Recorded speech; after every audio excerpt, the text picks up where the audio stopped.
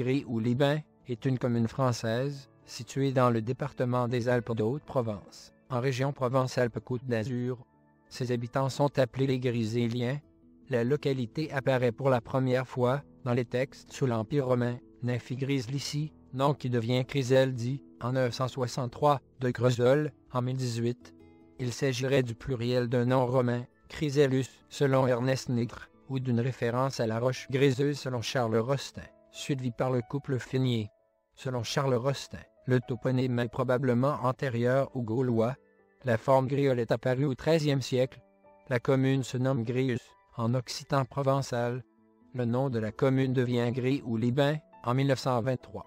Le nom du hameau de Rabel, au sud du village, dans la vallée du Verdon, fait référence à l'oiseau ou à Vela, casse-noix, ou à Vlanier, ou encore Nausier, en occitan. De nombreuses traces d'occupation néolithique ont été retrouvées aux grottes Saint-Sébastien, dont des fibules de 6 civilisations de Hallstatt.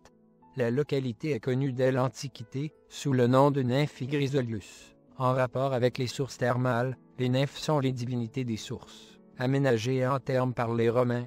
Une motte castrale est élevée au XIe siècle, site de Rabel. Les seigneurs du lieu sont, successivement, l'ordre des Hospitaliers de l'ordre de Saint-Jean de Jérusalem, les Glandevel du XIVe au XVIIe siècle, les Daudifrais, jusqu'à la Révolution française.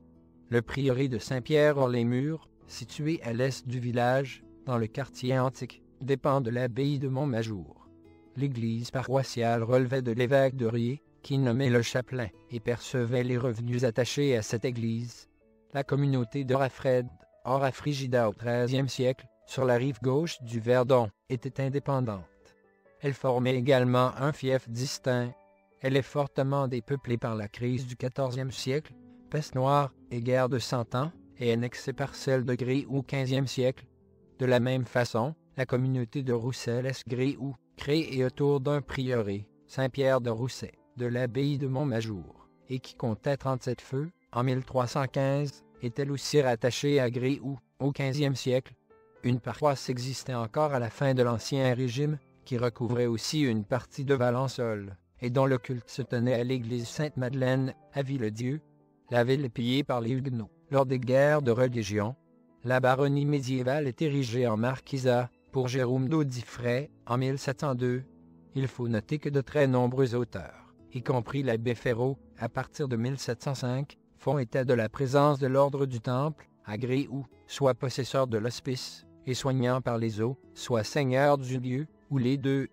Raymond Collier, dans les Annales de Haute-Provence, livraison de 1959 à 1960, Régis Bertrand et Joseph-Antoine Durbec ont démenti ce qu'ils considèrent comme une légende. Aucune pièce d'archives ne mentionnant leur présence à aucun moment à Gréoux. Ces auteurs se contentent d'avancer la présence des Templiers en se recopiant, sans aucune vérification. Durant la Révolution, la commune compte une société patriotique, créée après la fin de 1792. En 1793, le château est désigné comme pouvant être démoli par les administrateurs du département, mais échappe à la destruction. Il a néanmoins pillé le 3 décembre 1800 par les royalistes entretenant l'agitation dans la région.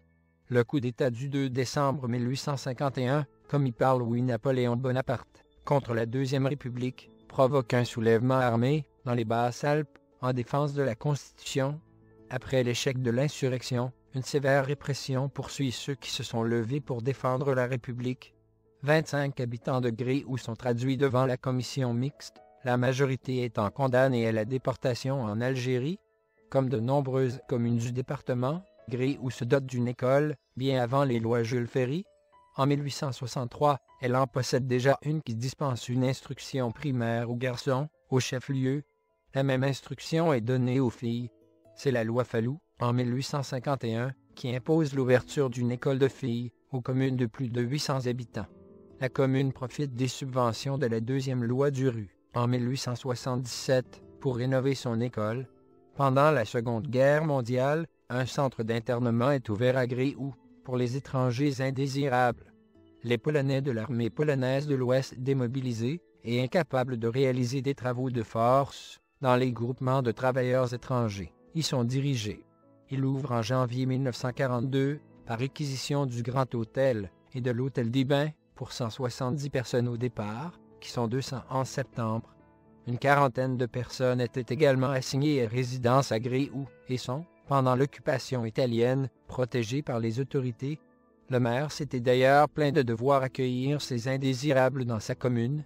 Parmi ces assignés, 2 Lettons, réfugiés en France depuis 1940 et assignés à résidence à Gréoux, sont raflés et déportés en août 1942. 12 Juifs sont arrêtés à Gréoux avant d'être déportés. Le camp est géré par la Croix-Rouge polonaise, puis sous Vichy, par le Service social des étrangers. Avant sa fermeture fin 1942, le château dit des Templiers ne leur a jamais appartenu. Il est constitué avec des parties allant du XIIe au XVIIe siècle. Il est classé monument historique en 1840 et restauré. Il appartient aux comtes de Provence à partir de 1248, puis aux hospitaliers de Saint-Jean de Jérusalem. Il est acheté par la commune au début des années 1980. Le château est construit autour d'une cour rectangulaire. L'enceinte est renforcée d'une tour ronde nord-est et d'un donjon carré nord-ouest qui peut dater du XIIe siècle.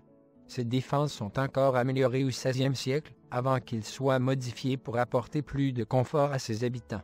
Outre la légende des Templiers, une autre concerne l'existence d'un souterrain partant de la citerne pour rejoindre les caves du village, tout aussi infondées. Gréoux a été protégé par 2 murailles successives, qui subsistent toutes 2 à l'état de vestige. Celle du XIIe siècle est visible près du château, au portail du Vieille Horloge, dit aussi Porte de la Vière, ou de la Vieille Horloge, dans une tour d'angle, et des murs qui ont été percés de fenêtres gothiques. De la muraille de 1554, qui était longue de 670 mètres, subsistent principalement des pans de murs, jardins des remparts, et une grosse tour ronde. Mes sources. Wikipedia.com